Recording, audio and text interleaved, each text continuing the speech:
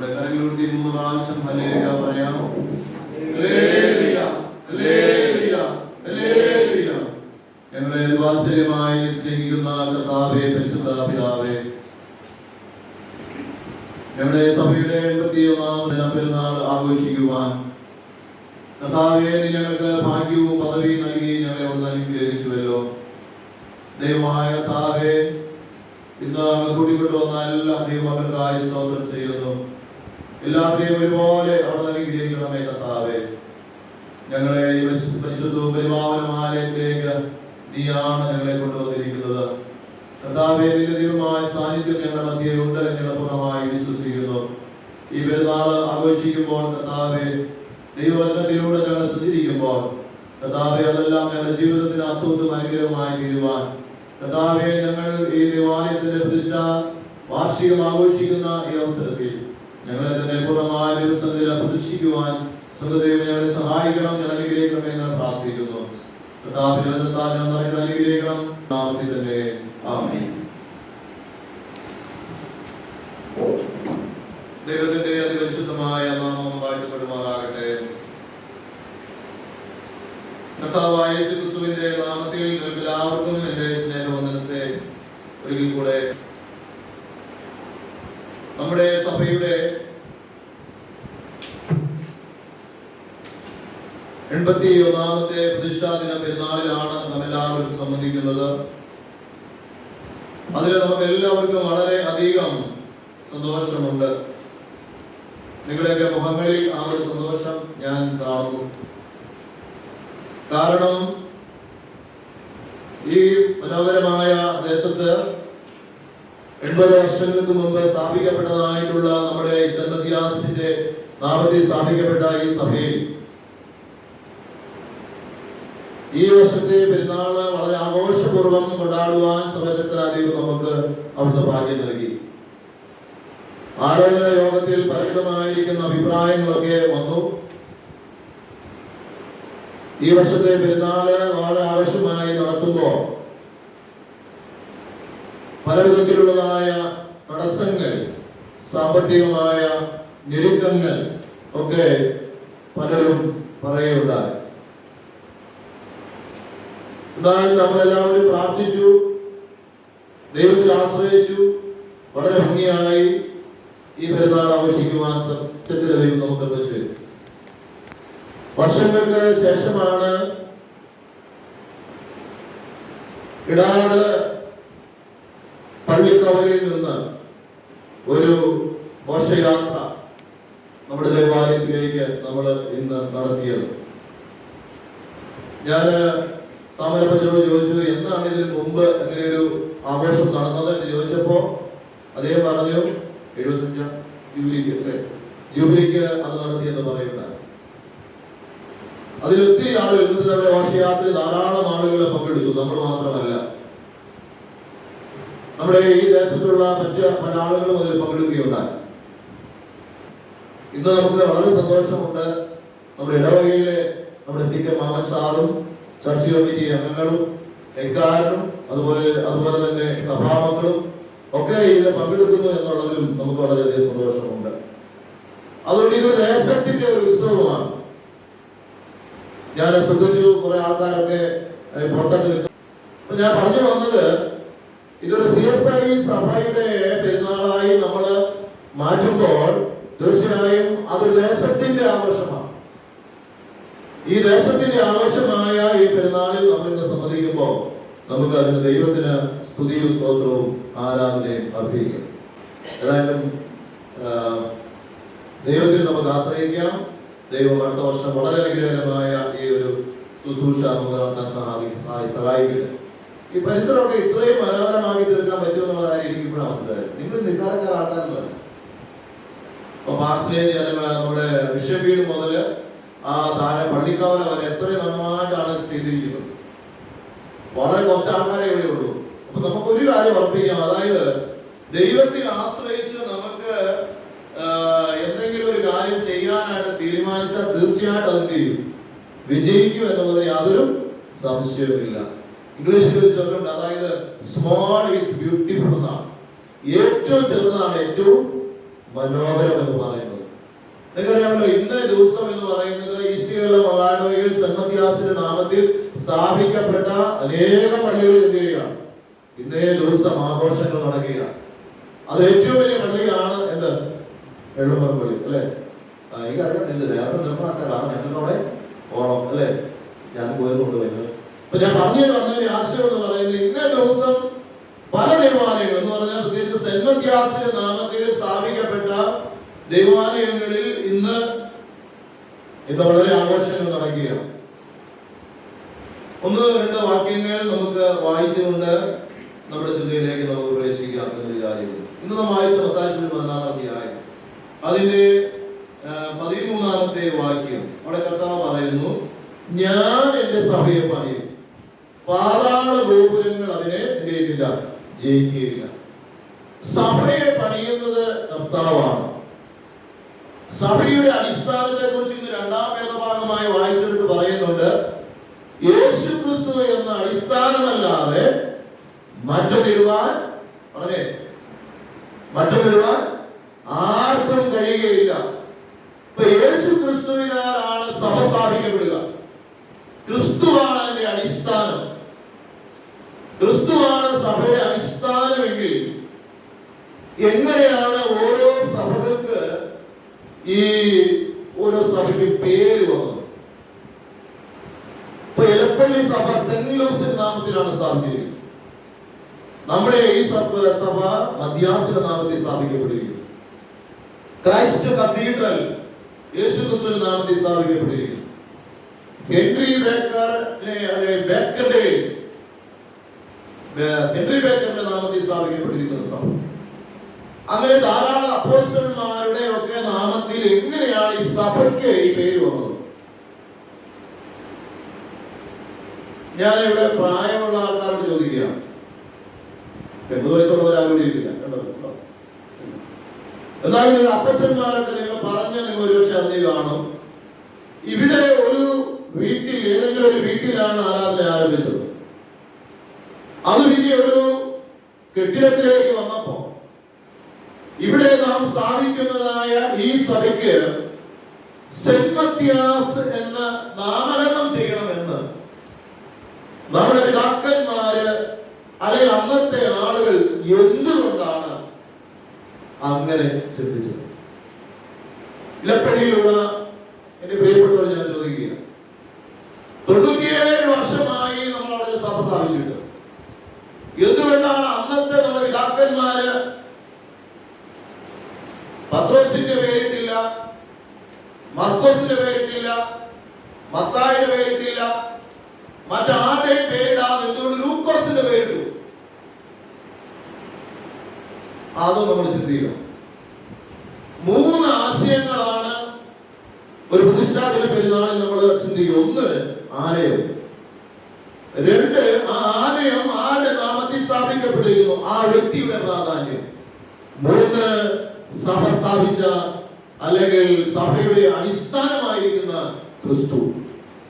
ഈ 3 ആശയങ്ങളിലൂടെ കടന്നു പോകുമ്പോൾ മാത്രമാണ് ഒരു പെരുന്നാൾ അത് അർത്ഥവത്തായിത്തീരുന്നത്. ആരോട് മനസ്സിലാക്കണം. അപ്പൊ എന്റെ ചോദ്യം ഇതാണ്, എന്തുകൊണ്ട് മത്യാസിന്റെ പേരിട്ടു? ആർക്കെങ്കിലും അതിന് അറിവുണ്ടോ? ഉണ്ടോ? അറിഞ്ഞൂടാ.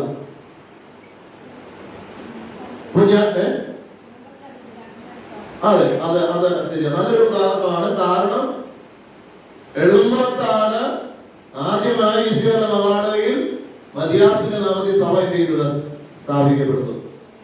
പിന്നീട് അവിടെ നിന്ന് മറ്റു സ്ഥലങ്ങളിലേക്ക് പോയതായ ആളുകൾ എന്ത് ചെയ്തു? അപ്പൊ സിസിലി എന്ത് ചെയ്തു? പെട്ടെന്ന് അങ്ങോട്ട് നല്ലൊരു ഉത്തരം പറഞ്ഞ് അങ്ങോട്ട് ഒഴിവാക്കി. ഞാൻ ചോദിച്ചത് ഇവിടെ എങ്ങനെയാണ് ഈ പേരിട്ടതെന്നാ ചോദ്യം. അപ്പൊ പറഞ്ഞു 70 കാര്യത്തിൽ അതുകൊണ്ട് ഞങ്ങള് എന്ത് ചെയ്തു? ഞങ്ങൾ പിതാക്കന്മാർ അവിടെയാണല്ലോ അല്ലേ?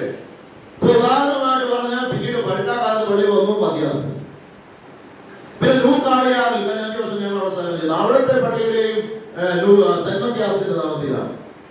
പിന്നെ ഹൈറേഞ്ചിലെ സ്ഥാപിക്കപ്പെട്ടു. ചെമ്മണ്ണാർ സെന്റ് മത്യാസ, കൊലങ്ങാട്ടി സെന്റ് മത്യാസ, ഇങ്ങനെ പിന്നെ ഇവിടെ നമ്മൾ പറയുകയാണെങ്കിൽ നമ്മൾ അനൂര് അല്ലേ, അനൂര് സെന്റ് മത്യാസല്ലേ, അനൂര് സെന്റ് മത്യാസാണ്, പുതിയാമല സെന്റ് മത്യാസാണ് അല്ലേ. നമ്മൾ മനസ്സിലാക്കണം, നമ്മളൊരു പെരുന്നാൾ ആഘോഷിക്കുമ്പോ ഈ ഇങ്ങനെയുള്ളതായ ആളുകളുടെ പേര് എന്തുകൊണ്ട് ഇടുന്നു എന്ന് നമ്മൾ മനസ്സിലാക്കണം. ഇപ്പൊ തിരുവനന്തപുരത്തൊക്കെ ചെന്ന് കഴിഞ്ഞാൽ അവിടുത്തെ പള്ളിക്കൊന്നും പേരില്ല. അവിടുത്തെ പള്ളികളെല്ലാം അറിയപ്പെടുന്നത് എങ്ങനെയാണെന്നറിയാമോ? എടാട് CSI. എങ്ങനെയാ? എടാട് CSI, എലപ്പള്ളി CSI, അങ്ങനെയാണ് പറയപ്പെടുന്നത്. അതല്ലാതെ അവിടെ ഒരു പള്ളിക്കും അപ്പോസ്തലന്മാരുടെയോ വിശുദ്ധന്മാരുടെയോ പേരുകളില്ല. അവര് ചില ആൾക്കാരെ പേരിട്ടിട്ടുണ്ടെങ്കിൽ അവർ ചില ആൾക്കാർ പൈസ മുടക്കി പള്ളി പണിയും. പള്ളി പണിതതിനു ശേഷം കഴിയുമ്പോ അവർ അവരുടെ പേരിൽ എന്ത് ചെയ്യും? ആ പള്ളി പ്രതിഷ്ഠിക്കും. ഞാൻ പറഞ്ഞതായി മനസ്സിലായി. ചില ആൾക്കാർ പൈസ കൊടുത്ത് പള്ളി പണിയും, എന്നിട്ട് അവർ ഒരു പക്ഷെ അവർ മരിച്ചുപോയ ആളുടെ മെമ്മോറിയൽ ആയിരിക്കും. അപ്പോൾ എന്ത് ചെയ്യും? ആ ആളുടെ പേര് മെമ്മോറിയൽ എന്തോന്ന് ചർച്ച് എന്ന് പറയും. പക്ഷെ ആംഗ്ലിക്കൻ ട്രഡീഷനിലാണ് ദൈവാലയങ്ങൾക്ക് ഇങ്ങനെയുള്ളതായ പേരുകൾ നമ്മൾ കാണുന്നത്. അതുകൊണ്ട് ഞാൻ പെട്ടെന്ന് തന്നെ കുറച്ച് കാര്യങ്ങളോട് പോകാനാണ് ആഗ്രഹം. അപ്പൊ ഈ മത്യാസിന്റെ നാമത്തിൽ സ്ഥാപിക്കാനായിട്ട് ഇടയായി. എന്നാൽ ആരാണ് മത്യാസ്? ആരാണ് മത്യാസ്? അറിയാമോ? മത്യാസിനെ കുറിച്ച് എവിടെയാണ് എഴുതിയിരിക്കുന്നത്? കേട്ടില്ല. അതെവിടെ എഴുതിയിരിക്കുന്നത് ചോദിച്ചേ. അപ്പോസ്തലപ്രവൃത്തി പുസ്തകം 1-ാം അധ്യായം എടുത്തു വെച്ചാട്ടെ. അപ്പോസ്തലപ്രവൃത്തി പുസ്തകം 1-ാം അധ്യായം. അവിടെ അപ്പോസ്തലന്മാർ എല്ലാവരും കൂടെ കൂടിയിരുന്ന സമയത്ത് അവര് പറയുകയാണ്, എന്താണ് അവർ പറഞ്ഞ ചില കാര്യങ്ങളുണ്ട്.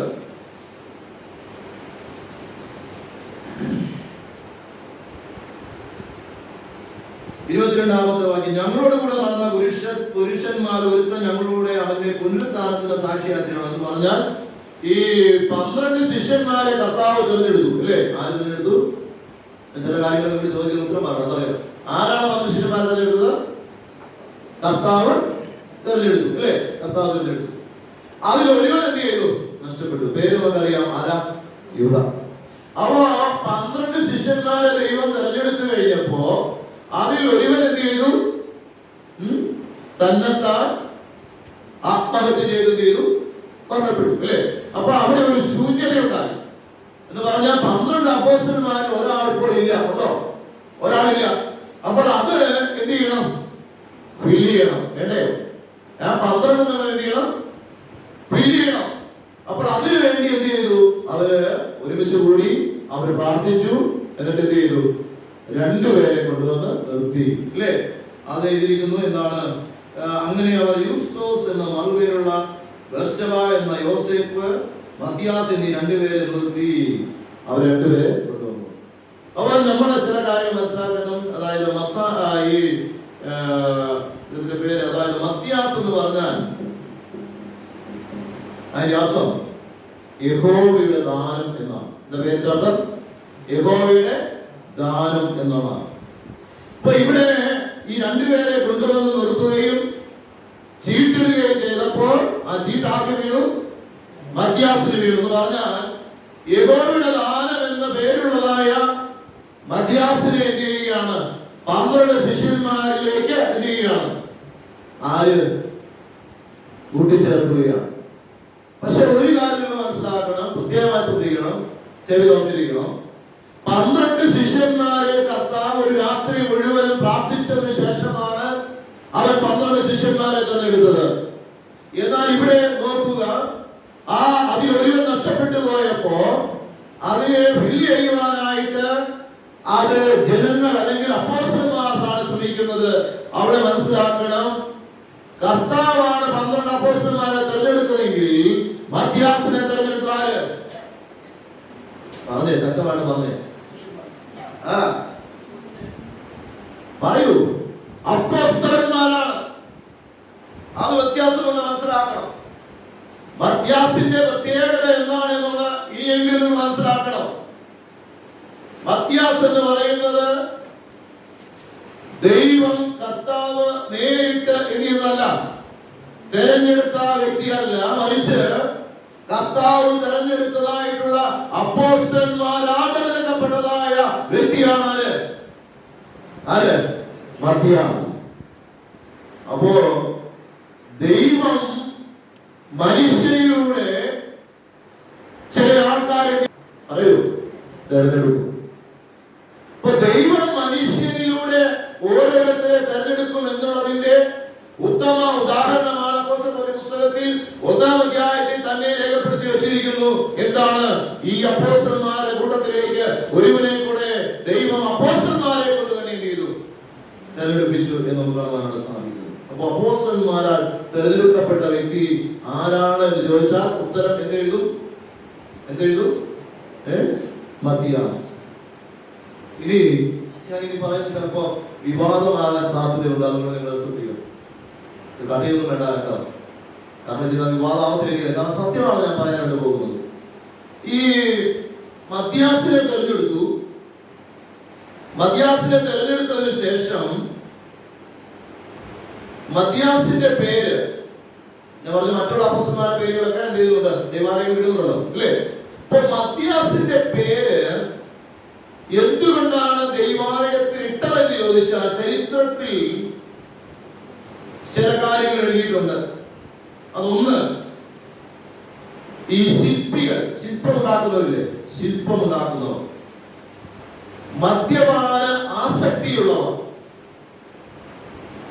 വസൂരി രോഗബാധിത തുടങ്ങിയവരുടെ മധ്യസ്ഥനാണ് ആര്? പറയൂ. മത്തിയാസ്. വിശുദ്ധ മത്തിയാസ് മരപ്പണിക്കാരുടെ തുന്നൽ ജോലി ചെയ്യുന്നതായ ആളുകളുടെ മധ്യസ്ഥനാണ്. എഴുമ്പറം പെരുന്നാളിൽ CSIക്കാർ മാത്രമാണോ വരുന്നത്? ആണോ? എഴുമ്പറം പെരുന്നാളിൽ വരുന്ന ആളുകളെ ശ്രദ്ധിച്ചാൽ CSIക്കാരായിട്ടുള്ള ആളുകൾ വളരെ ചുരുക്കമാണ്. അവിടെ വരുന്നത് എല്ലാ കമ്മ്യൂണിറ്റിയിലുള്ള ആളുകൾ എന്ത് ചെയ്യുന്നുണ്ട്? അവിടെ വരുന്നുണ്ട്. ഞാനിപ്പോൾ ഈ പറഞ്ഞ ഒരു കാര്യം എന്താണ്? ഇങ്ങനെ ശില്പികൾ, മദ്യപാനാസക്തിയുള്ളവർ, വസൂരി രോഗബാധിതർ, അതുപോലെ തന്നെ മരപ്പണിക്കാര്, ഇങ്ങനെയുള്ളതായ തുന്നൽക്കാര്, ഇങ്ങനെയുള്ളതായ ആളുകളുടെ മധ്യസ്ഥനായി നൂറ്റാണ്ടുകൾക്ക് മുമ്പ് മത്തിയാസ് എന്നുള്ള ആ അപ്പോസ്തലനെ ആളുകൾ എന്ത് ചെയ്യാൻ തുടങ്ങി? പറയൂ. മധ്യസ്ഥനായി കാണുവാൻ തുടങ്ങി. വസൂരി പോലെയുള്ളതായ വലിയ രോഗങ്ങൾ എവിടെയെങ്കിലും ഉണ്ടായാൽ അവരവിടെ ആരെ വിളിക്കും? മത്തിയാസിനെ വിളിക്കും. അപ്പോൾ നമ്മൾ കാര്യം മനസ്സിലാക്കണം. ദൈവമല്ല തെരഞ്ഞെടുത്ത് ഞാൻ പറഞ്ഞു. ചേർത്ത് പറയട്ടെ, ദൈവം അപ്പോസ്തലന്മാരെ കൊണ്ട് തെരഞ്ഞെടുത്തതാണ് മത്തിയാസ്. ആ മത്തിയാസിനെ തങ്ങളുടെ മധ്യസ്ഥന്മാരാക്കിയതാരാണ്? ഇങ്ങനെയുള്ള ആളുകളാണ്. ഈ സമൂഹത്തിലെ മറ്റ് സഭകൾക്കൊക്കെ മധ്യസ്ഥന്മാരുണ്ട്. ഓരോ മധ്യസ്ഥന്മാർക്കും പ്രത്യേകമായ ദൗത്യമാണ് അല്ലേ? ആണല്ലോ. എവിടെയെല്ലാം ഏതെല്ലാം ദേവാലയങ്ങളിൽ മധ്യസ്ഥന്മാരുടെ പേരിട്ട ദേവാലയങ്ങൾ ഉണ്ടെങ്കിൽ അതിലൊക്കെ പ്രത്യേകമായിട്ടുള്ള ഉദ്ദേശ ലക്ഷ്യത്തോടുകൂടെ മനുഷ്യൻ സൃഷ്ടിച്ചു വെച്ചിട്ടുള്ളതാണെന്ന് ഞാൻ ഇവിടെ നിന്നോട് വിളിച്ചു പറയട്ടെ പ്രിയപ്പെട്ടവരെ. അതിന് പിന്നിൽ ദൈവത്തിന്റെ യാതൊരുവിധമായിരിക്കുന്ന ആ ഒരു ചിന്തയുമില്ല എന്ന് കൃത്യമായിട്ട് പറയുകയാണ്. അരിത്തുറയിൽ സെന്റ് ജോർജ്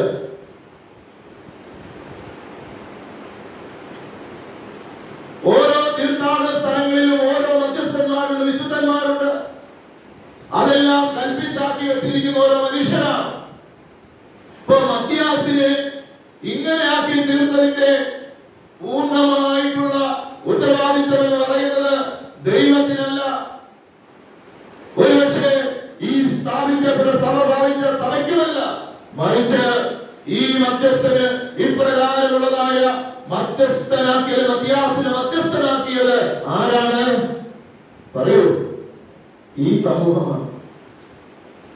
അതെ, ഈ സമൂഹമാണ്. ഞാൻ അത്രയും പറഞ്ഞാണ് അവസാനിപ്പിക്കുക.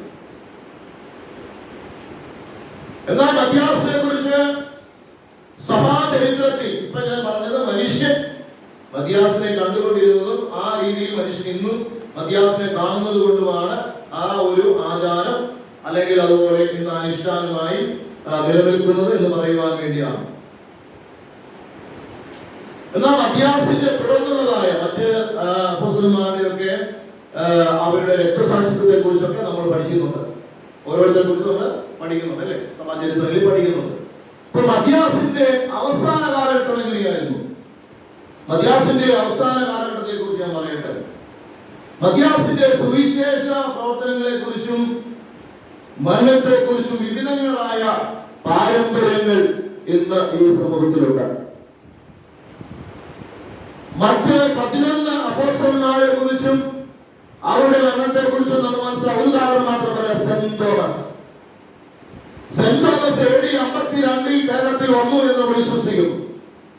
അദ്ദേഹത്തിന്റെ ചരിത്രത്തെ കുറിച്ച് 3 വിധത്തിലുള്ള ട്രഡീഷനാണ് പറയുക. ആ തോമസ് 7 പള്ളികൾ ഇവിടെ സ്ഥാപിച്ചു എന്നാണ് നമ്മൾ മനസ്സിലാക്കിയിട്ടുള്ളത്. ആ 7 പള്ളികൾ സ്ഥാപിച്ചുകൊണ്ട് തോമസ് ആദ്യമായി കൊടുങ്ങല്ലൂരിലുള്ള നമ്പൂതിരി വിഭാഗത്തിൽപ്പെടുന്ന തള്ളി, കാളിയാങ്കൽ, ശങ്കരപുരി, പകലോമറ്റം എന്ന് പറയുന്ന 4 ഇല്ലങ്ങളിൽ താമസിച്ചുകൊണ്ടിരുന്നതായ നമ്പൂതിരിമാരെയാണ് ആദ്യമായി അദ്ദേഹം ജ്ഞാനസ്നാനം ചെയ്തതെന്ന് ചരിത്രത്തിൽ രേഖപ്പെടുത്തിയിരിക്കുന്നു. എന്നാൽ ആ തോമസിന്റെ മരണത്തെ കുറിച്ച് മനസ്സിലാക്കുമ്പോ തമിഴ്നാട്ടിൽ സെന്റ് തോമസ് മൗണ്ട് എന്ന് പറഞ്ഞ സ്ഥലമുണ്ടല്ലേ, അവിടെ വെച്ച് അദ്ദേഹത്തെ ഒരു ഹൈന്ദവൻ ഒരു കുന്തം കൊണ്ട് കുത്തിക്കൊന്നു എന്നാണ് ചരിത്രത്തിൽ രേഖപ്പെടുത്തി വെച്ചിരിക്കുന്നത്. അതൊരൊറ്റ ഉദാഹരണമാണ്. അതുപോലെ മറ്റെല്ലാ 11 ശിഷ്യന്മാർക്കും അവരുടെ അവസാന കാലഘട്ടത്തെ കുറിച്ച് നമ്മുടെ രക്തസാക്ഷിയെ കുറിച്ച് നമ്മുടെ സഭാചരിത്രങ്ങൾ മനസ്സിലാക്കുവാൻ സാധിക്കും. എന്നാൽ ഈ മത്തിയാസിനെ കുറിച്ച് നമ്മൾ മനസ്സിലാക്കുമ്പോൾ വിവിധങ്ങളായ പാരമ്പര്യങ്ങളുണ്ട്. ഒന്ന് കാര്യം മാത്രം ഞാൻ പറയട്ടെ. അദ്ദേഹം എത്യോപ്യയിലെ നരഭോജികളുടെ ഇടയിൽ സുവിശേഷ പ്രവർത്തനം ചെയ്തു എന്നാണ്. തോമസ് കേരളത്തിലേക്ക് വന്നു, മറ്റു ശിഷ്യന്മാരൊക്കെ ലോകത്തിന്റെ പല ഭാഗങ്ങളിലേക്ക് പോയി എന്നാണ് നമ്മൾ മനസ്സിലാക്കുന്നത്. എന്ന് പറഞ്ഞതുപോലെ മത്തിയാസ് പോയത് എത്യോപ്യയിലേക്കാണ്. അവിടെ നരഭോജികളുടെ ഇടയിൽ അദ്ദേഹം സുവിശേഷം പ്രസംഗിച്ചു എന്നും അങ്ങനെ അവിടെ സുവിശേഷ പ്രവർത്തനം നടത്തുകയും അവിടെ വെച്ച് അന്ത്യം സംഭവിച്ചു എന്നുമാണ് ഒരു പാരമ്പര്യം കാണുവാനാണ് സാധിക്കുന്നത്. മറ്റൊരു പാരമ്പര്യം എന്ന് പറയുന്നത് മോശയുടെ ന്യായപ്രമാണത്തിനെതിരായി പ്രസംഗിച്ചു എന്ന് അല്ലെങ്കിൽ പ്രസംഗിക്കുന്നു എന്ന് പറഞ്ഞുകൊണ്ട് പലസ്തീനിൽ വെച്ചുള്ള യഹൂദന്മാര് അദ്ദേഹത്തെ കല്ലെറിയുകയും ശിരച്ഛേദം നടത്തുകയും ചെയ്തു എന്നാണ് മറ്റൊരു പാരമ്പര്യമായി നമുക്ക് കാണുവാനാണ് സാധിക്കുന്നത്. ഞാൻ അതുകൊണ്ട് ഈ കാര്യം ഞാൻ പറഞ്ഞത് എന്താണെന്ന് ചോദിച്ചാൽ, what is the importance of Matthias in our life? നമ്മുടെ ജീവിതത്തിൽ മധ്യാസിനുള്ള സ്ഥാനം എന്താ? ഞാൻ ആദ്യം പറഞ്ഞു, പല മധ്യാസിന്റെ നാമത്തിൽ സ്ഥാപിക്കപ്പെട്ടതായ ദൈവാലയങ്ങളിലേക്ക് ആളുകൾ പോകുന്നതിന്റെ കാരണം ചരിത്രം ഞാൻ പറയുകയുണ്ടായി. എന്നാൽ യേശു ക്രിസ്തു എന്ന അടിസ്ഥാനത്തിന്മേൽ സ്ഥാപിക്കപ്പെട്ടതായിട്ടുള്ള സഭയിൽ ദൈവത്തെ ആരാധിക്കുന്ന നമ്മുടെ ജീവിതത്തിൽ പ്രിയപ്പെട്ടവരെ, ഈ അപ്പോസ്തലന് എന്ത് സ്ഥാനമാണ് നമ്മൾ നൽകിയിരിക്കുന്നത് എന്ന ബോധ്യം നമുക്കുണ്ടാകണം. അതിനെ സംബന്ധിച്ച് ഒന്നുകൊണ്ട് കാരണം പറഞ്ഞിട്ട് ഞാൻ വാക്ക് അവസാനിപ്പിക്കട്ടെ. ഒന്ന്, അപ്പോസ്തലന്റെ പുസ്തകം തന്നെ എടുക്കാം. 1-ാമത്തെ അധ്യായം, അവിടെ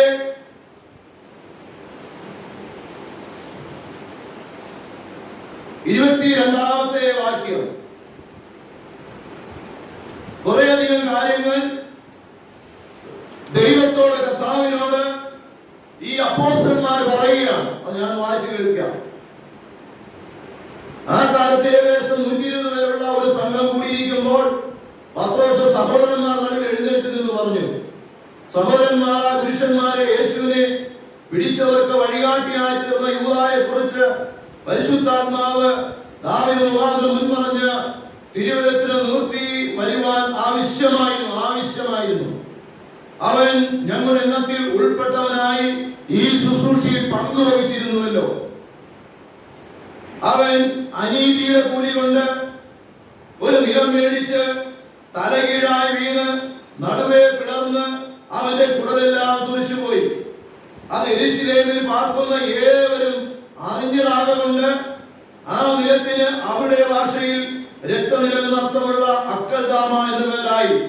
സങ്കീർത്തന പുസ്തകത്തിൽ അവന്റെ വാസസ്ഥലം ശൂന്യമായി പോകട്ടെ, അതിലാരും ആക്കാതിരിക്കട്ടെ എന്നും അവൻ അധ്യക്ഷ സ്ഥാനം മറ്റൊരുത്തരം ലഭിക്കട്ടെ എന്നും എഴുതിയിരിക്കുന്നുണ്ട്. ആകയാൽ നോക്കൂ, ആകയാൽ കർത്താവായ യേശു യോഹന്നാന്റെ സ്നാനം മുതൽ നമ്മെ വിട്ട് ആരോപണം ചെയ്ത നാൾ വരെ നമ്മുടെ സഞ്ചരിച്ചു പോകുന്ന കാലത്തെല്ലാം ഞങ്ങളോടുകൂടെ ധാരാളം പുരുഷന്മാരുണ്ടായിരുന്നു. ആ പുരുഷന്മാരിൽ നോക്കൂ, ധാരാളം പുരുഷന്മാർ ഞങ്ങളുടെ കൂടെ ഉണ്ടായിരുന്നു. ആ പുരുഷന്മാരിൽ ഒരുത്തൻ ഞങ്ങളോടുകൂടെ അവന്റെ പുനരുത്ഥാനത്തിന് തീരണം, സാക്ഷിയായി തീരണം. പ്രിയപ്പെട്ടവരെ, പത്രോസ് അടങ്ങുന്ന അപ്പോസ്തലന്മാരുടെ ഒരേ ആഗ്രഹം എന്ന് പറയുന്നത് കർത്താവേ, യൂദ ഒഴിഞ്ഞുപോയതായ ആ സ്ഥാനത്തേക്ക്, ആ അധ്യക്ഷ സ്ഥാനത്തേക്ക് മറ്റൊരുവരെ ഞങ്ങൾക്ക് കാണാം. ആ എന്താ എന്ന് പറയുന്നത് അറിയാമോ? ഒന്ന്, നിന്റെ പുനരുത്ഥാനത്തിന് സാക്ഷിയായി തീരാൻ ഒരുവരെ നീ ഞങ്ങൾക്ക് എന്ത് ചെയ്യണം? പറഞ്ഞേ, പറയൂ. സാക്ഷിയായി തീരാൻ നീ ഞങ്ങൾക്ക് ഒരുവരെ തരണം. അപ്പോസ്തലന്മാരുടെ ആഗ്രഹം എന്താണെന്നറിയാമോ? കർത്താവേ, നിന്റെ പുനരുത്ഥാനത്തിന് സാക്ഷ്യം വഹിക്കാൻ ഒരുത്തരെ തരണം എന്ന് പറഞ്ഞുകൊണ്ട് അവർ രണ്ടുപേരെ കൊണ്ടുവന്ന് ദൈവസഭയിൽ നിർത്തി ചെയ്തു. ദൈവത്തോട് പറയേ പ്രാർത്ഥിച്ചു. ശ്രദ്ധിക്കണം. എന്തിനാണ് അപ്പോസ്തലന്മാർ മധ്യാസ്ഥനെ തെരഞ്ഞെടുത്ത് ചോദിച്ചാൽ, ഒന്ന്, യേശുവിന്റെ പുനരുത്ഥാനത്തിന് എന്ത് ചെയ്യണം? സാക്ഷ്യം വഹിക്കാൻ.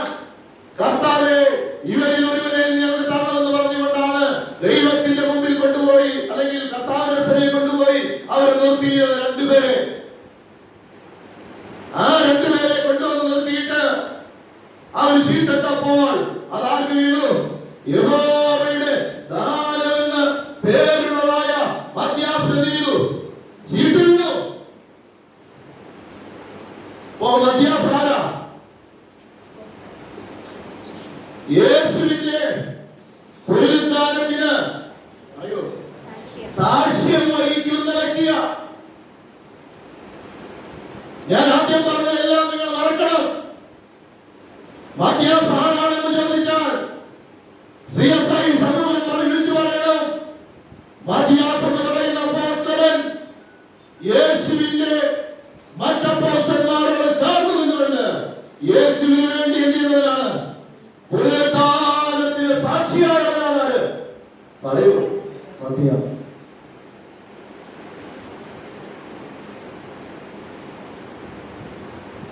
അങ്ങനെയെങ്കിൽ ഈ പെരുന്നാൾ ആഘോഷിക്കുന്ന പ്രിയപ്പെട്ടവരെ, സെന്റ് മത്യാസിന്റെ ദൈവം തന്നെ അപ്പോസ്തലന്മാരിലൂടെ തെരഞ്ഞെടുത്ത യേശുവിന്റെ പുനരുത്ഥാനത്തിന് സാക്ഷ്യം വഹിക്കാനാണെങ്കിൽ, ഈ മലയുടെ മുകളിൽ സ്ഥാപിക്കപ്പെട്ടിരിക്കുന്ന ഈ ദേവാലയത്തിലെ പേര് സെന്റ് മത്യാസ് എന്നാണെങ്കിൽ, നമ്മൾ ഈ സഭയിൽ കൂടി വരുന്നവർ ആർക്ക് പുനരുത്ഥാനം സാക്ഷ്യം വഹിക്കേണ്ടവരാ? യേശുവിന്റെ പുനരുത്ഥാനത്തിന് പറയൂ, സാക്ഷ്യം വഹിക്കേണ്ടവരാണ്. സ്തോത്രം. നമ്മൾ പറയണം, ഞങ്ങളുടെ സഭ സെന്റ് മത്യാസിന്റെ നാമത്തിൽ സ്ഥാപിക്കപ്പെട്ടിരിക്കുന്നത്. അതിന്റെ അർത്ഥം എന്ന് പറയുന്നത് യേശുവിന്റെ പുനരുത്ഥാനത്തിന് സാക്ഷ്യം വഹിച്ച ഒരു അപ്പോസ്തലന്റെ നാമത്തിലാണ് ഞങ്ങളുടെ സഭ സ്ഥാപിക്കപ്പെട്ടിരിക്കുന്നത്. അതുകൊണ്ട് ഞങ്ങൾ ചെയ്യും യേശുവിന്റെ സാക്ഷികളാകും. രണ്ടാമത് ഭാഗം താഴോട്ട് വായിക്കുമ്പോ, ഒന്ന് സാക്ഷിയായി തീരണം. അങ്ങനെ അവർ യൂസ്തോസ് എന്ന് മറുപേരുള്ള മത്യാസ് രണ്ടുപേരെ നിർത്തി സകല ഹൃദയങ്ങളെ അറിയുന്ന കർത്താവേ, തന്റെ സ്ഥലത്തേക്ക് പോകേണ്ടത് യൂദ ഒഴിഞ്ഞു പോയ എന്തിനാണെന്നറിയാമോ? ഈ ശുശ്രൂഷയോടും പിന്നെ അപ്പോസ്തലത്വത്തിന്റെയും സ്ഥാനം ലഭിക്കേണ്ടതിന്. രണ്ടാമത്, ശുശ്രൂഷയുടെയും അപ്പോസ്തലത്വത്തിന്റെയും സ്ഥാനമായി വഹിക്കണം. പറയൂ, മധ്യാസം വഹിക്കണം. അല്ലെങ്കിൽ നീ തെരഞ്ഞെടുത്ത് തരുന്നതായ ആ വ്യക്തി എന്ത് ചെയ്യണം? ഒന്ന്, നീ കർത്താവേ നിന്റെ പുനരുത്ഥാനത്തിന് സാക്ഷി വഹിക്കണം. രണ്ടാമത്, ഞങ്ങളോട് ചേർന്ന് അവൻ എന്ത് ചെയ്യണം? ശുശ്രൂഷ ചെയ്യണം. മൂന്നാമത് എന്ത് ചെയ്യണം? അപ്പോസ്തലത്വം നടത്തണം എന്ന് പറഞ്ഞാൽ അയക്കപ്പെടണം. അവൻ ഞങ്ങളെ പോലെ എന്ത് ചെയ്യണം? പോകണം. അവൻ പോയി എന്ത് ചെയ്യണം? സുവിശേഷം അറിയിക്കണം. ഈ മൂന്ന് ഉദ്ദേശങ്ങൾ മാത്രമേ ആർക്കുണ്ടായിരുന്നുള്ളൂ? അപ്പോസ്തലന്മാർക്ക് ഉണ്ടായിരുന്നുള്ളൂ. ആരെയും കുറിച്ച്? ദൈവം തെരഞ്ഞെടുത്ത് തരാൻ പോകുന്ന വ്യക്തിയെ കുറിച്ച്. ആ വ്യക്തിയുടെ പേരാണ്. ദൈവം പ്രാർത്ഥന കേട്ടു അല്ലേ? ദൈവത്തെ പ്രാർത്ഥന എടുക്കുക ആണോ? അത് രണ്ടുപേരെ അല്ല. ദൈവസേന എന്ത് ചെയ്തു?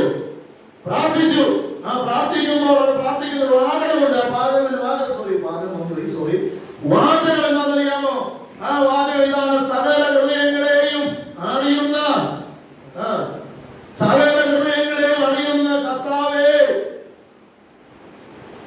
എന്ന് പറഞ്ഞ് ദൈവത്തിന്റെ സന്നിധിയിൽ കൊണ്ടുവന്ന് ഈ രണ്ടുപേരെ നിർത്തി അവർ പ്രാർത്ഥിച്ചു. പ്രാർത്ഥിച്ചിട്ട് രണ്ടുപേരെ പേരെ എന്ത് ചെയ്തു? ചീട്ടിട്ടപ്പോ ചീട്ടാർക്ക് വീണു. മധ്യാസന വീണു. അവരെ മധ്യാസന എന്ത് ചെയ്യുന്നു? ആയിരിക്കുന്നുണ്ട് അല്ലേ? 25-ാം വാക്യത്തിലേക്ക്, യൂദാ ഒഴിഞ്ഞു പോയ ഈ ശുശ്രൂഷ അപ്പോസ്തലത്തിന്റെ സ്ഥാനം ലഭിക്കേണ്ടതിന് ഈ ഇരുവരിൽ ഏവരും നീ തിരഞ്ഞെടുത്തിരിക്കുന്നെന്ന് കാണിച്ചു തരണമെന്ന് പറഞ്ഞാണ് അവർ ചെയ്യുന്നത്, ചീട്ടിടുന്നത്. ശ്രദ്ധിക്കണം, ഞാൻ ചില കാര്യങ്ങൾ പറയാം. ഞാൻ ആവശ്യത്തോടെ കുറച്ച് സമയം സംസാരിച്ചു.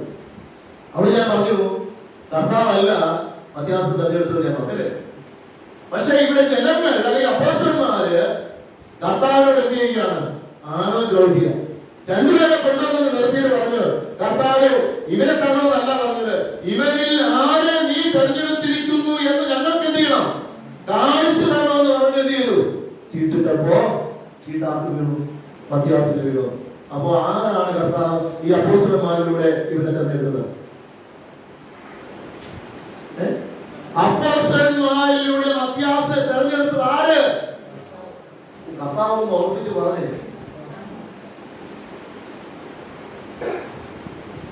അതാണ് ഞാൻ പറയാൻ വന്നത്. ഈ തെരഞ്ഞെടുപ്പ് എന്നൊക്കെ പറയുന്നത് ആരുടെ കയ്യിലിരിക്കുന്ന കാര്യമാണ്? കർത്താവിന്റെ കയ്യിലെ കാര്യമാണ്. നമുക്ക് ജനാധിപത്യമാണല്ലേ? ജനാധിപത്യം എന്ന് പറഞ്ഞാൽ എന്താ? ജനങ്ങളാൽ തെരഞ്ഞെടുക്കപ്പെടുന്നത് അല്ലേ? നിങ്ങൾ എന്നെ തെരഞ്ഞെടുത്തോ എന്നൊന്നും കർത്താവ് പറഞ്ഞോ? കർത്താവിന്റെ മുമ്പിൽ കൊണ്ട് രണ്ടുപേരെ നിർത്തി അല്ലേ? എന്നിട്ട് പറഞ്ഞു, ഇവരെ ആരെ നീ തെരഞ്ഞെടുത്തിരിക്കുന്നത് ഞങ്ങൾക്ക് വെളിപ്പെടുത്തി തരണം അല്ലേ? കർത്താവ് ആ ചീട്ട് എന്ത് ചെയ്തു? അവരുടെ പേരിലേക്ക് മാറ്റി അല്ലേ? പേരെന്തോന്ന്? മധ്യാസത്തിന്റെ പേര് ഞാൻ പറഞ്ഞായിരുന്നു.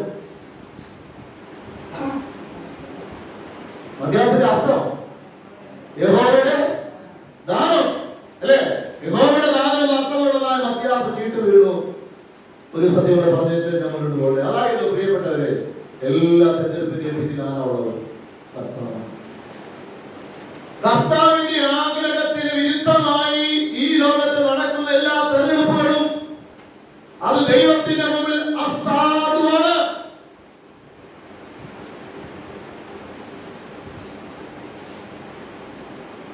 എന്തുകൊണ്ട് CSI സഭ ഇന്ന് ഇത്രമാത്രം മനുഷ്യരുടെ മുമ്പിൽ, മറ്റു മതങ്ങളുടെ മുമ്പിൽ, മറ്റു സഭകളുടെ മുമ്പിൽ പരിഹസിക്കപ്പെട്ടു പോയി എന്ന് ചോദിച്ചാൽ അർത്ഥം ഇത്രയേ ഉള്ളൂ. എന്താണെന്നറിയാമോ?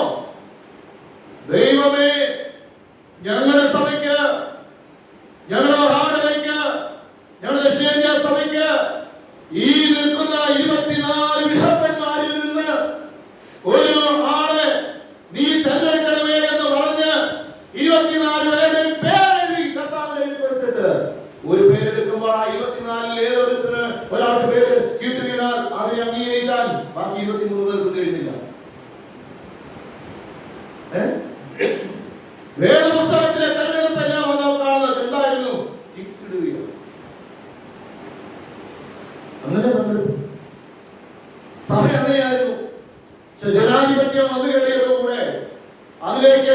അഭിഷേകം കയറി വന്നതോടുകൂടെ ഇതിനെല്ലാം എന്ന് പറ്റി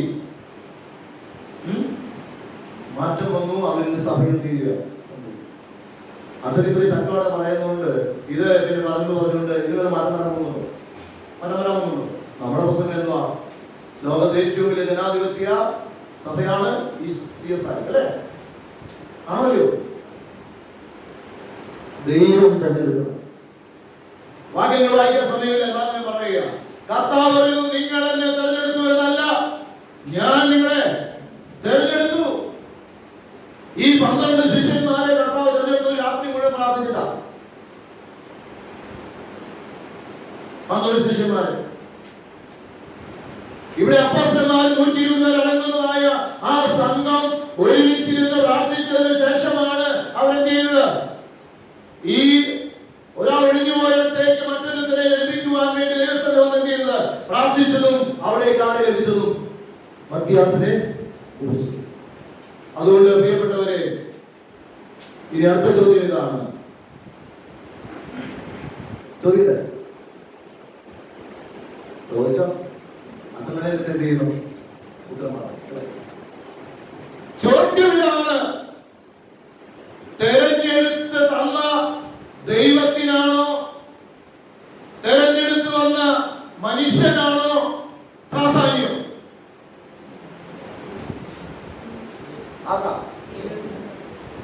തെരഞ്ഞെടുത്ത് തന്ന ദൈവത്തിനാണ് പ്രാധാന്യം? ദാനത്തിനാണോ പ്രാധാന്യം? അതോ ദാനം തന്നവനാണോ പ്രാധാന്യം? പറയൂ. ദാനം തന്നവനാണ്.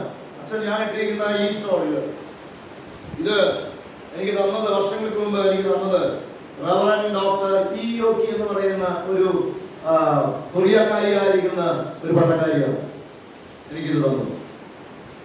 ഞാൻ ഇരിക്കുമ്പോ ഞാൻ എപ്പോഴും ഇന്ന് രാവിലെ ഇവിടെ വന്നപ്പോൾ ഞാൻ വീട്ടിൽ നിന്ന് എടുത്തപ്പോഴും ഇവിടെ വന്നപ്പോഴും ഇതുമ്പോൾ എല്ലാം ഞാൻ ആ പട്ടക്കാരി ഓർക്കും. കന്യാകുമാരിയിൽ ഞങ്ങളെ പ്രവർത്തിച്ചുകൊണ്ടിരിക്കുന്ന കാലഘട്ടത്തിൽ ദൈവാലയം നടന്നു. അത് കുറച്ച് പൈസ തന്നത് കൊറിയക്കാരാണ്. ഇയോക്കില്ലേ? ശരി, നമുക്കറിയാം. അപ്പൊ ആ ഇയോക്കി തന്നതാണ്.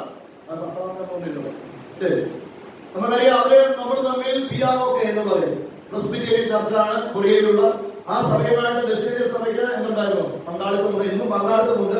പക്ഷെങ്കിൽ നമ്മുടെ ചില FCR പ്രശ്നങ്ങളൊക്കെ ഉള്ളതുകൊണ്ട് അവർക്ക് ഇപ്പോൾ ഇങ്ങോട്ട് വരാനായിട്ട് വിസ കിട്ടാറില്ല, കിട്ടുന്നില്ല, അത് കൊടുക്കുന്നില്ല. നമ്മുടെ ഇന്ത്യ കൊടുക്കുന്നില്ല. ഇന്ത്യ കൊടുക്കാത്തവരാണ് അവർ ഇപ്പോൾ വരാത്തത്. അപ്പൊ ഞാൻ പറഞ്ഞതെന്താണെന്നറിയാമോ? ഞാൻ അവരെ ഓർക്കാൻ കാരണം എന്താ? ഓർക്കാൻ കാരണം എന്താ? എനിക്ക് തന്നതാണ് ആ യോഗ്യം. മദ്യാസിന്റെ നാമത്തിൽ സ്ഥാപിക്കപ്പെട്ട സഭയിലെ വിശ്വാസികളെ ദൈവം തമ്പുരാൻ ഇന്ന് മകൾ പറയുന്നു, ഈ അപ്പോസ്തലനെ നിനക്ക് തന്നതാരാ? ഞാനാണ്. അപ്പോസ്തലന്മാർ എന്നോട് ആവശ്യപ്പെട്ടു, കർത്താവേ, നീ തെരഞ്ഞെടുത്ത ഒരാളെ ഞങ്ങൾക്ക് തരണം. അടുത്തേക്ക് നടക്കുക. അങ്ങനെയെങ്കിൽ പ്രിയപ്പെട്ടവരെ, ഈ അപ്പോസ്തലന്മാരെ എല്ലാം തെരഞ്ഞെടുത്ത് നമുക്ക് നൽകിയ കർത്താവാണെങ്കിൽ നമ്മുടെ ജീവിതത്തിൽ ഒന്നാം സ്ഥാനം കൊടുക്കേണ്ടതാക്കാം. കർത്താവിനല്ലേ കൊടുക്കേണ്ടത്. അങ്ങനെയെങ്കിൽ ഞാൻ ചോദിക്കട്ടെ, ഇന്ന് നമ്മൾ നടത്തുന്ന ഈ ആഘോഷം നിറഞ്ഞ പെരുന്നാളുകളിൽ പ്രിയപ്പെട്ടവരെ ആർക്കാണ് സ്ഥാനം?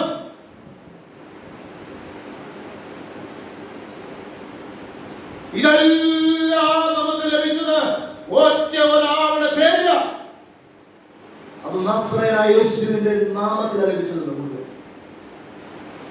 ഈ അപ്പോസ്തലന്മാരെ എല്ലാം നമുക്ക് ലഭിച്ചത് യേശുവിന്റെ നാമത്തിലാണ്. യേശു നമുക്ക് തന്നത്.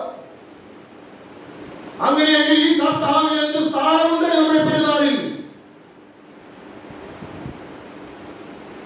ഈ മധ്യസ്ഥന്മാരടുക്കിലേക്ക് പോകുന്ന പ്രിയപ്പെട്ടവരോട് യേശു ചോദിക്കുന്നു, കുഞ്ഞേ, ഞാനല്ലേ അവരെ നിനക്ക് തന്നത്? എന്റെ അടുക്കലല്ലേ നീ വരേണ്ടത്? ഈ ആലയം എന്റെ ആലയമല്ലേ? എനിക്കും എന്റെ ആലയത്തിനും അവിടെ കൂടി വരുന്ന ആ ജനത്തിനും പ്രാധാന്യം നൽകേണ്ടതിന് പകരം എന്തുകൊണ്ട് എന്തുകൊണ്ട് ഈ അപ്പോസ്തലന്മാർ അല്ലെങ്കിൽ അവർക്ക് ഈ സ്ഥാനം കൊടുക്കുന്നു? ഈ ഭൂമിയിൽ പ്രിയപ്പെട്ടവരെ, പിതാവായ ദൈവവുമായി ബന്ധപ്പെടാൻ ഒരേ ഒരു വഴിയേ ഉള്ളൂ. അത് യേശു പറഞ്ഞു, ഞാൻ മുഖാന്തരമല്ലാതെ ആരും പിതാവിന്റെ അടുക്കൽ എത്തുന്നില്ല.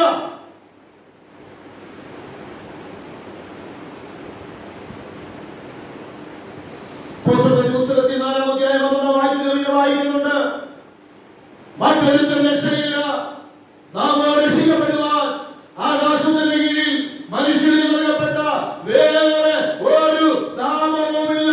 അത് കർത്താവായ യേശു ക്രിസ്തുവിന്റെ നാമം മാത്രമാണ്. അങ്ങനെയെങ്കിൽ പ്രിയപ്പെട്ടവരെ, ഞാൻ ചോദിക്കുന്നു, ഈ ദൈവാലയങ്ങൾക്കും കൈപ്പണിയായ ആലയങ്ങളിൽ ഞാൻ വസിക്കുന്നില്ല. ഇന്ന് വായിച്ച 1-ാം പാഠമായി വായിച്ചിട്ട് ശലോമോൻ പറയുകയാണ്, ദൈവമേ, ഞാൻ ഈ പണി വെച്ചിരിക്കുന്ന ഈ ആലയത്തിൽ നീ ഒരിക്കലും എത്തിയില്ല, അടങ്ങുകയില്ല. നിന്നെ ഇവിടെ അടക്കി വെക്കാൻ എനിക്ക് കഴിയത്തില്ല. നീ സർവാധി സർവശക്തനായ ദൈവമാണ്. നീ ഇതിനൊന്നും അടങ്ങുന്നവരല്ലോ. എങ്കിലും എന്ന് പ്രാർത്ഥിച്ചിട്ടുണ്ട്. എന്ന് പറയും, എങ്കിലും എന്റെ കർത്താവേ, ഞാൻ ഈ ആലയത്തിൽ വന്ന് മുട്ടുമടക്കി പ്രാർത്ഥിക്കുമ്പോ എന്റെ പ്രാർത്ഥനയുടെ ശബ്ദം കേൾക്കുവാൻ തക്കവണ്ണം നിന്റെ ഹൃദയവും നിന്റെ കണ്ണും ഈ ആലയത്തിലേക്ക് ശ്രദ്ധിച്ചിരിക്കണമേ. ഞാൻ പണിത് വെച്ച ആലയത്തിനാണോ പ്രാധാന്യം? ഞാൻ പ്രാർത്ഥിക്കുമ്പോൾ എന്റെ ശബ്ദം കേൾക്കണമേ, എന്റെ വിഷമങ്ങളും പ്രയാസങ്ങളും ഭാരങ്ങളും മാറ്റി തരണമേ എന്ന് പറയുന്ന ദൈവത്തിനാണോ സ്ഥാനം? പറയൂ. ആർക്കാ സ്ഥാനം? ഞാനേ സമയം പോയതുകൊണ്ട് ഈ ഡയറിയിൽ ഞാൻ ആലയങ്ങളുടെ ഈ ലോകത്തിലെ സമാഗമന കൂടാരം മുതൽ പറയാൻ വേണ്ടി ആണ് ഞാൻ ഒരുങ്ങി വന്നത്. സമയമില്ലാത്തപ്പോൾ ഞാൻ അതെല്ലാം നിർത്തുക. അപ്പൊ ഇനി അടുത്ത വർഷത്തിൽ വേണ്ടിയില്ല ജസ്റ്റ് വിളിക്കാം അല്ലേ? അച്ഛൻ പറഞ്ഞു മൊത്തം പറയാനായിട്ട് പറഞ്ഞു വന്നിട്ടുണ്ട്. ആലയം എങ്ങനെയാണ് ഒരു ആലയം ഉണ്ടായത്? യഹൂദന്മാർക്ക് ദേവാലയം ഉണ്ടായിരുന്നല്ലേ? യെരൂശലേം ദേവാലയം ഉണ്ടോ? ഇന്നത് ഉണ്ടോ? യെരൂശലേം ദേവാലയം ഉണ്ടോ? ഇല്ല. കർത്താവ് പറഞ്ഞത് കല്ലിന്മേൽ കല്ല് ശേഷിക്കാതെ ചെയ്യും. ഇത് കല്ലിന്മേൽ കല്ല് ശേഷിക്കാതെ ഇടിഞ്ഞു പോകുമെന്ന് കർത്താവ് പറഞ്ഞു. AD 52 സംഭവിച്ചു. യെരൂശലേം ദേവാലയം ചെയ്തു, തകർക്കപ്പെട്ടു. ഇന്നും യെരൂശലേം ദേവാലയം തകർന്നല്ലേ കിടക്കുക. ഒരു ചോദ്യം പറഞ്ഞ് വാർത്ത അവസാനിപ്പിക്കാം. പഴയ നിയമങ്ങളിൽ ദൈവാലയങ്ങൾ പണിയുന്നതിനെ കുറിച്ച്, സമാഗമന കൂടാരങ്ങൾ പണിയുന്നതിനെ കുറിച്ച് നീളം വീതി, എങ്ങോട്ട് കിഴക്കോട്ട് ദർശനം, വടക്കോട്ട് ദർശനം, അങ്ങോട്ട് ദർശനം, ഇങ്ങോട്ട് ദർശനം, അതിന്റെ എല്ലാ കാര്യങ്ങളും പറയുന്നുണ്ട് അല്ലേ? പറയുന്നത് ആ പുതിയ നിയമത്തിൽ അപ്പോസ്തലന്മാർ എവിടെയെങ്കിലും ദൈവാലയം പറഞ്ഞിട്ടുണ്ടോ?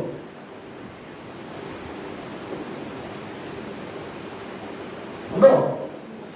ഉണ്ടോ? പറയാൻ നിങ്ങൾ അവിടെ ഞാൻ ചോദിച്ചാണെന്നറിയാം. ഞാൻ ഈ പ്രദർശനത്തിന് വന്ന സമയത്ത് ആ ഭാഗത്ത് വന്നപ്പോ നമ്മുടെ പ്രിയപ്പെട്ടത് നന്നായി കൊണ്ടിക്കൊണ്ടിരുന്നു. അന്നേ സമയത്ത് ഞാൻ വേറോസം തുറന്നു നോക്കി അല്ലേ? ചോദിച്ചാണോ? ഞാൻ അവിടെ നിന്ന് വായിച്ചു നോക്കി. അപ്പോസ്തലരുടെ പുസ്തകം 4-ാം അധ്യായത്തിൽ അവിടെ പള്ളി എന്ന് വാക്ക് എഴുതിയിട്ടുണ്ട്. എന്താണ് പള്ളി?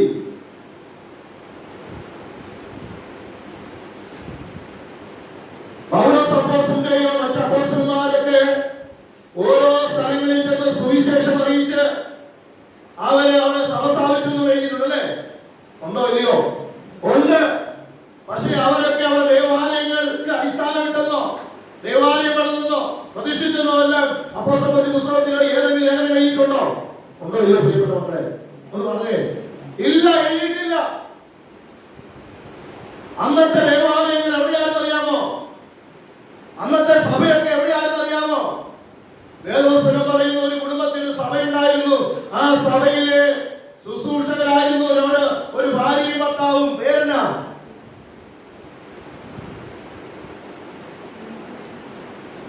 അഖിലാവും പ്രസ്കില്ലയും. അവിടെ ഭവനം ഒരു സഭയായിരുന്നു. എന്നാ സഭ എന്ന് പറഞ്ഞാൽ ഒരു പ്രത്യേക ഉദ്ദേശത്തിന് വേണ്ടി ദൈവത്താൽ വിളിച്ചു പ്രാർത്ഥിക്കപ്പെട്ടവരുടെ കൂട്ടം എവിടെയുണ്ടോ അവിടെ സഭ. കർത്താവ് പറഞ്ഞു എന്താണെന്നറിയാമോ? ഞാൻ എന്റെ സഭയെ പണിയുമെന്ന് പറഞ്ഞാൽ അതിന്റെ അർത്ഥം എന്താണെന്നറിയാമോ? യേശുവിന്റെ നാമം വിളിക്കുന്ന കുറച്ച് ആൾക്കാര് എവിടെയുണ്ടോ അതിനെ വിളിക്കുന്ന പേരാണെന്ന് സഭ. അപ്പൊ പുതിയ നിയമ വിശ്വാസികളെ നമ്മൾ ഓർക്കണം. പഴയ നിയമത്തിൽ പറയുന്നത് പോലെയുള്ള ഒരു വലിയ ദൈവാലയത്തിന്റെ 50 രൂപ ദൈവാലയത്തിന്റെ ആവശ്യകതയൊന്നും ആർക്കില്ല. പുതിയ നിയമ വിശ്വാസികൾ കൊണ്ടല്ലയോ? ഇല്ല. മറിച്ച് അവർക്ക് കൂടി വരാനെന്ന് വേണം, ഒരിടം വേണം.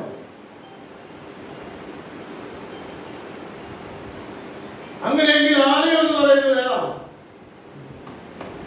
ഇതാണ് ദൈവത്തിന്റെ ആലയം.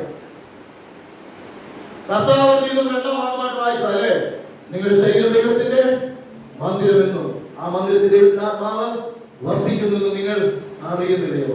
ഈ മന്ദിരം നശിപ്പിക്കുന്നവരെ ഞാൻ എന്ത് ചെയ്യും? നശിപ്പിക്കും. അതിനെങ്കിൽ പുതിയ നിയമത്തിലേക്ക് നമ്മൾ വരുമ്പോ പ്രിയപ്പെട്ടവരെ, ആലയം എന്നതുകൊണ്ട് ഉദ്ദേശിക്കുന്നത് നമ്മുടെ ശരീരമാണ്. അത് റോമാലേഖനം 1-ാം അധ്യായത്തിൽ പൗലോസ് പറയുന്നു, സഹോദരന്മാരെ, ഞാൻ ദൈവത്തിന്റെ മനസ്സിൽ ഓർപ്പിച്ച് നിങ്ങളെ പ്രബോധിപ്പിക്കുന്നത് നിങ്ങളുടെ ശരീരങ്ങളെ ജീവന വിശുദ്ധി ദൈവത്തിന് പ്രസാദമുള്ള യാഗമായി തീരുവിൻ, സമർപ്പിക്കുവിൻ. ഹല്ലേലൂയ.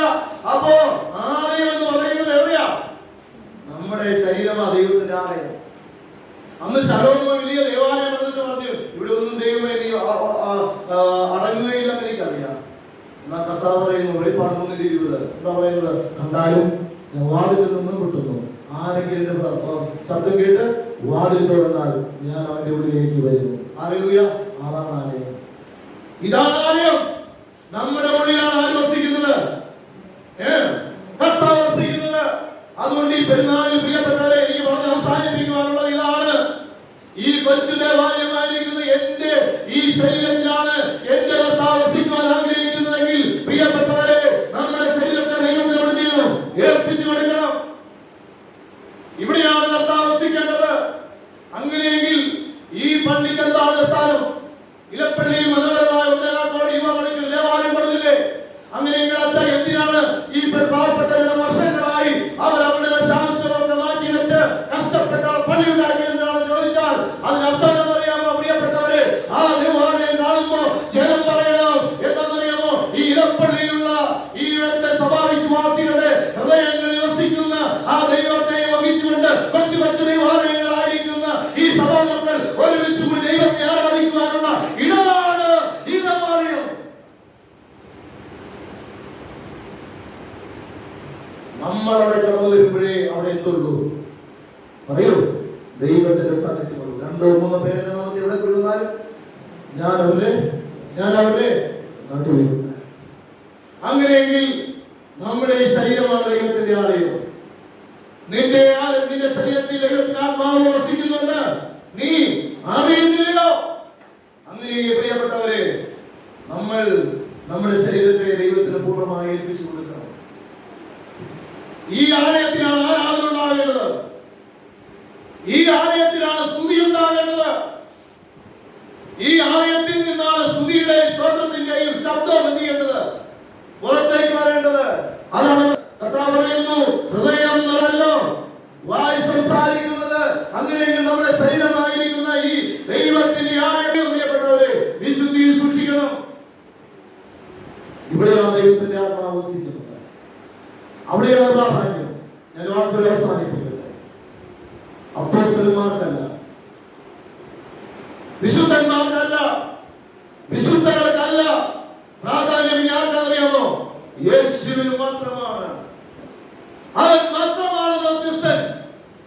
അങ്ങനെ കർത്താവ് പറഞ്ഞു, പ്രിയപ്പെട്ടവരെ, ഇതെല്ലാം ഇത് നശിക്കും. ഈ കല്ലുകൾ നിങ്ങൾ ദൈവത്തെ ആർത്തില്ലെങ്കിൽ കല്ലുകൾ ചെയ്യും.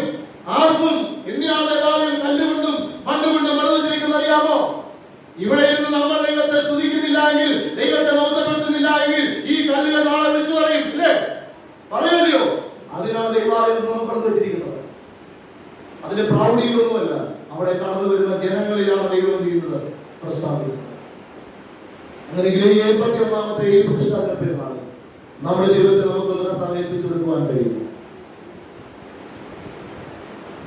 അമേരിക്കൻ പ്രസിഡന്റായിരിക്കുന്ന ട്രംപിന്റെ കയ്യിൽ ഈ വേദപുസ്തകമുണ്ട്. ഇന്ന് രാത്രി ഞാൻ കിടന്നുറങ്ങിയപ്പോ ഈ കുറച്ച് ദിവസങ്ങളായിട്ട് കൺവെൻഷനും പെരുന്നാളൊക്കെ ആയതുകൊണ്ട് പ്രസംഗങ്ങളൊക്കെ തയ്യാറാക്കാൻ പ്രസംഗത്തെ നേരത്തെ ഉണ്ടെങ്കിൽ പോലും പ്രാർത്ഥിച്ചുകൊണ്ടിരുന്നപ്പോ എന്റെ മനസ്സിൽ വന്നൊരു ചിന്തയാണ്. ഞാൻ പലപ്പോഴും ചിന്തിക്കുന്നത് കൺവെൻഷൻ പറയുന്നത് ഇപ്പോഴത്തെ അമേരിക്ക പ്രസിഡന്റ് ആയിരിക്കുന്ന ട്രംപിന് എന്തിനാണ് കുറവുള്ളത്? അമേരിക്കയിലെ ഏറ്റവും വലിയ പണക്കാരനാണ്. അദ്ദേഹത്തിന്റെ ബിസിനസ് റിയൽ എസ്റ്റേറ്റ് ആണ്. ഇന്ത്യയിൽ വന്നിരിക്കുന്ന അദ്ദേഹത്തിന്റെ റിയൽ എസ്റ്റേറ്റ് ബിസിനസ്. പണത്തിന് കുറവില്ല, ആഡംബര ജീവിതത്തിന് കുറവില്ല. ഈ ലോകത്തിൽ ഒരു മനുഷ്യന് ലഭിക്കാവുന്ന എല്ലാ സുഖ സൗകര്യ ജീവിത എല്ലാം ഉള്ള ഒരു മനുഷ്യനാണ് അമേരിക്ക പ്രസിഡന്റ് ആക്കുന്നത്. ആ പ്രസിഡന്റിന്റെ കയ്യിൽ ഈ വേദപുസ്തകം എന്തിന്? ചിന്തിക്കണം. പണം സമ്പാദിക്കാനാണോ? ആഡംബര ജീവിതത്തിന് വേണ്ടിയാണ്. എല്ലാം ഉണ്ട് മനുഷ്യൻ. ആ മനുഷ്യൻ അദ്ദേഹം തെരഞ്ഞെടുക്കപ്പെട്ടിരിക്കുന്നു എന്ന് മനസ്സിലാക്കിയ ദിവസം അദ്ദേഹം തന്റെ ജനത്തെ വിളിച്ചു കൂട്ടിയിട്ട് 1961 തന്റെ മാതാവ് തന്റെ കരങ്ങളിൽ വെച്ച് കൊടുത്ത കിങ് ജെയിംസ് വേർഷനിലുള്ളതായ വേദപുസ്തകം കയ്യിൽ പിടിച്ചുകൊണ്ട് ആ ജനത്തോട് വിളിച്ചു പറഞ്ഞു, I am not your leader. ഞാൻ നിങ്ങളുടെ നേതാവല്ല. But we have a leader. നമുക്കൊരു നേതാവുണ്ട്. Jesus Christ is our leader. യേശു ക്രിസ്തുവാണ് നമ്മുടെ നേതാവ്. Do you believe in Jesus? നിങ്ങൾ യേശുവിനെ വിശ്വസിക്കുന്നുണ്ടോ? I believe in Jesus. ഞാൻ യേശുവിനെ വിശ്വസിക്കുന്നു. ഇന്നും ആ മനുഷ്യന്റെ കയ്യിൽ വേദപുസ്തകമുണ്ട്. ഞായറാഴ്ച എന്ന് പറയുന്ന ദിവസം ഉണ്ടെങ്കിൽ വൈറ്റ് ഹൗസ് അടുത്തുള്ള ദേവാലയത്തിലേക്ക് പോകും. അദ്ദേഹം കുടുംബം പോകും. അവിടെ പോയി ദൈവത്തെ ആരാധിക്കും. എന്താ അർത്ഥം അറിയാമോ പ്രിയപ്പെട്ടവരെ? ഈ പണത്തെക്കാൾ ഈ ലോകത്തിലെ ഏറ്റവും വലിയ ധനാഢ്യനായ അല്ലെങ്കിൽ ഏറ്റവും വലിയ സാമ്പത്തിക ശക്തിയായ അമേരിക്കയുടെ പ്രസിഡന്റായ എല്ലാത്തിനും നിയന്ത്രിക്കുവാൻ എന്റെ ഒരു ഒപ്പിന് മാത്രം മതിയെന്ന് വിശ്വസിക്കുന്ന, എല്ലാം കൊണ്ട് അഹങ്കരിക്കുവാൻ എല്ലാ സാധ്യതയുമുള്ളതായ ആ മനുഷ്യൻ വിളിച്ചു പറയുന്നു, I believe in Jesus. ഞാൻ യേശുവിൽ വിശ്വസിക്കുന്നു. എന്നിട്ടും പ്രിയപ്പെട്ടവരെ, പാരമ്പര്യം പറയുന്ന നമുക്ക് എന്തുകൊണ്ട് ഈ കർത്താവ് നിർത്താൻ കഴിയുന്നില്ല?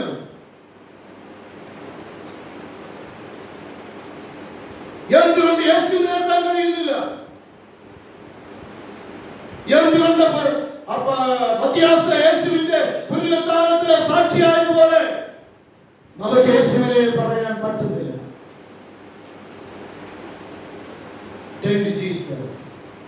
യേശുവിലേക്ക് മടങ്ങണം. ഈ പെരുന്നാളിൽ ഒരു പുതിയ തീരുമാനം നമ്മൾ എടുക്കണം. ഈ ആഘോഷങ്ങളെല്ലാം നൈമിഷികമാണ്. അത് വേണ്ടത് ഞാൻ ഒരിക്കലും പറയില്ല. ഞാൻ ആദ്യം പറയാൻ കാരണം, ഇങ്ങനെയുള്ള എല്ലാ ആചാര അനുഷ്ഠാനങ്ങളൊക്കെ വിട്ടെറിഞ്ഞിട്ടപ്പെട്ട് പോകുന്നതാണ് നമ്മൾ പ്രൊട്ടസ്റ്റന്റുകാർ. എന്തുകൊണ്ട് നമ്മൾ ഈ ചട്ടക്കാരെ വിളിക്കുന്നു, ഈ പാർട്ടിക്കാരെ വിളിക്കുന്നു, ഇതെല്ലാം വിളിക്കുന്നു? പലരും പല രീതിയിൽ അങ്ങനെ വ്യാഖ്യാനിക്കാറുണ്ട്. ഞാൻ അതിനെ പോസിറ്റീവായി കാണാനാണ് ആഗ്രഹിക്കുന്നത്. കാരണം എന്താ അറിയാമോ? ഞാൻ ആദ്യം പറഞ്ഞതുപോലെ ഈ സഹോദരങ്ങൾ കൂടെ നമ്മുടെ ഈ ശുശ്രൂഷയിൽ എന്ത് ചെയ്യുകയാണ്? പങ്കാളിത്തം വഹിക്കുകയാണ്. അവരൊക്കെ മനസ്സിൻ്റെ അകത്ത് ഈ CSI-കാര് വിളിച്ചു പറയുന്ന നാമം ആരുടെ നാമമാണ്? ആരുടെ നാമമാണ്? യേശുവിന്റെ നാമമാണ്. ഹല്ലേലൂയ.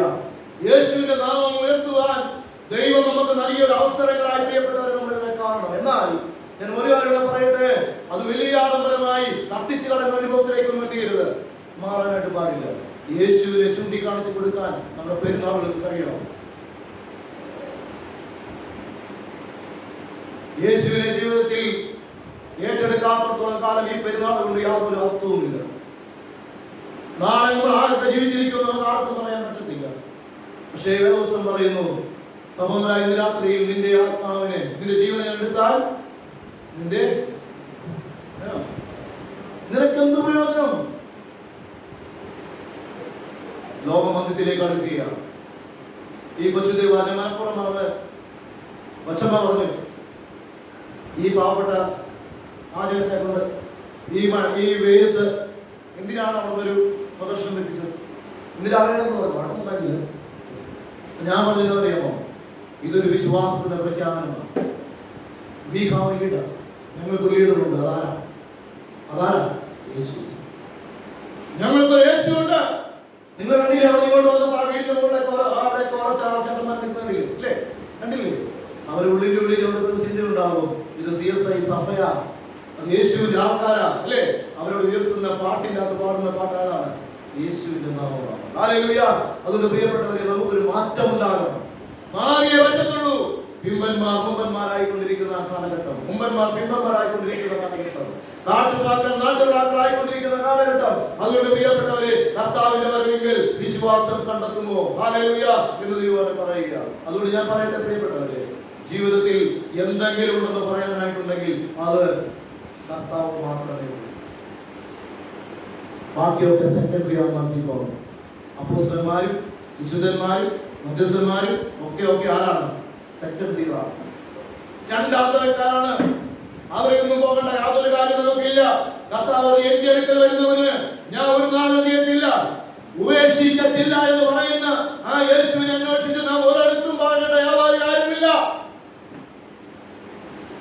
ഇവിടെ വാ, ഇവിടെ വന്ന് പ്രാർത്ഥിക്കുക. ഇവിടെ ആരുണ്ട്? ദൈവമുണ്ട്, ദൈവത്തിന്റെ സാന്നിധ്യമുണ്ട്. സ്വതന്ത്രം. ഓരോരുത്തും പോകേണ്ട കാര്യമില്ല പ്രിയപ്പെട്ടവരെ. ഒരു പാസ്റ്റർക്കോ ഒരു സഭയ്ക്കോ ഒരു അച്ഛനോ ഒരു ബിഷപ്പിനോ ആരെയും രക്ഷിക്കാൻ കഴിയില്ല. രക്ഷിക്കാൻ കഴിയുന്ന ഒരേ ഒരാൾക്ക് മാത്രമാണ്. ആർക്കാണ്? അത് യേശുവിന് മാത്രമാണ്. എന്റെ വാക്കുകൾ അവസാനിപ്പിക്കുന്നു. ഈ പെരുന്നാളിൽ നമുക്ക് നമ്മുടെ ജീവിതങ്ങളെ ദൈവകാര്യങ്ങളെ പൂർണ്ണമായി ഏൽപ്പിച്ചു കൊടുക്കാം. കർത്താവേ, ഞങ്ങളുടെ സഭയുടെ അപ്പോസ്തലൻ അല്ലെങ്കിൽ പേരിട്ടിരിക്കുന്ന പ്രതിഷ്ഠിച്ചിരിക്കുന്ന മത്തിയാസ് നിന്റെ പുനരുത്ഥാനത്തിന് സാക്ഷ്യം വഹിച്ചതുപോലെ, നിന്റെ ശുശ്രൂഷയിൽ പങ്കാളിത്തം വഹിച്ചതുപോലെ, നിന്റെ അപ്പോസ്തലികത്വത്തിൽ ഒരു അംഗത്വം എടുത്തതുപോലെ, അയക്കപ്പെട്ടവനായി ലോകത്തെ കർത്താവേ നിന്നെ വേല ചെയ്തതുപോലെ ഞങ്ങളെയും എന്ത് ചെയ്യണം? തെരഞ്ഞെടുക്കണം അല്ലേ? നമുക്ക് ഇന്ന് പകൽ കർത്താവിന്റെ കരങ്ങളിൽ ഏൽപ്പിക്കാം. കർത്താവെ, മത്തിയാസിനെ തെരഞ്ഞെടുത്ത് ആ 12 അപ്പോസ്തലന്മാരെ കൂടെ ചേർത്ത് കൊടുത്തതുപോലെ ഞങ്ങളെയും തെരഞ്ഞെടുക്കണമേ. നിന്റെ പുനരുത്ഥാനത്തിന് സാക്ഷ്യം വഹിക്കാൻ കർത്താവെ നീ ഞങ്ങളെ സഹായിക്കണമേ എന്ന് നമുക്ക് ദൈവത്തോട് പ്രാർത്ഥിക്കാം. നമ്മൾ അറിയാം.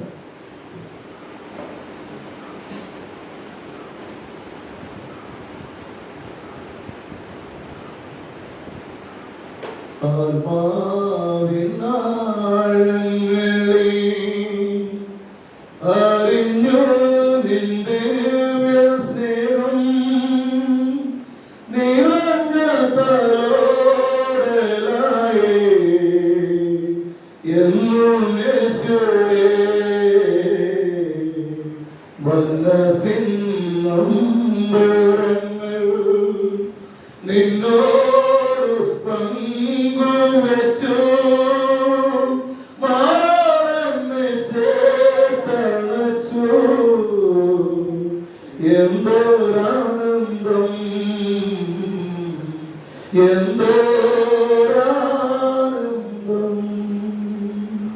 കർത്താവേ, പരിശുദ്ധപിതാവേ, 81ാമത്തെ പ്രതിഷ്ഠാദിനം ഞങ്ങൾ ഈ സഭയിൽ ആഘോഷിക്കുമ്പോൾ കർത്താവേ, മധ്യാസിന്റെ അപ്പോസ്തലനെ കുറിച്ച് ചിന്തിച്ചപ്പോൾ കർത്താവേ, മധ്യാസിനാണോ പ്രാധാന്യം അതോ മധ്യാസിനെ തെരഞ്ഞെടുത്ത് ഞങ്ങൾക്ക് തന്ന കർത്താവാണോ പ്രാധാന്യം? സഭയുടെ അടിസ്ഥാനം യേശുവെയോ? അതിനെ കുറിച്ച് ചിന്തിക്കാൻ പഠിപ്പാൻ നിങ്ങൾ സഹായിച്ചത് കർത്താവേ. നിന്റെ സഭയെ നീയാണ് പണിതത്, നീയാണ് പണിതുകൊണ്ടിരിക്കുന്നത്. പാതാള ഗോപുരങ്ങളെ ജയിക്കില്ല കർത്താവേ. ഇന്ന് പറഞ്ഞതിനായി സ്തോത്രം. ഞങ്ങളുടെ കർത്താവേ, പ്രിയപ്പെട്ട അനുഗ്രഹിക്കണമേ. അവരെ വാക്കപ്പെടുത്തണമേ കർത്താവേ. ഞങ്ങളെ നീ തിരഞ്ഞെടുക്കണമേ കർത്താവേ. നിന്റെ പുനരുത്ഥാനത്തിന്റെ സാക്ഷികളായി ജീവിപ്പാൻ കർത്താവേ ഞങ്ങളെയും നിന്റെ സഭയെയും നീ മാനിക്കണം, അനുഗ്രഹിക്കണം കർത്താവേ. സർവ്വലോകത്ത് വിടുക്കണം യേശുവിന്റെ നാമത്തിൽ തന്നെ. ആമേൻ. ഇപ്പോൾ പിതാവായ ദൈവത്തിന്റെ പുത്രനായ ക്രിസ്തുവിന്റെ സർവ്വമാനമോടും കൂടാതെ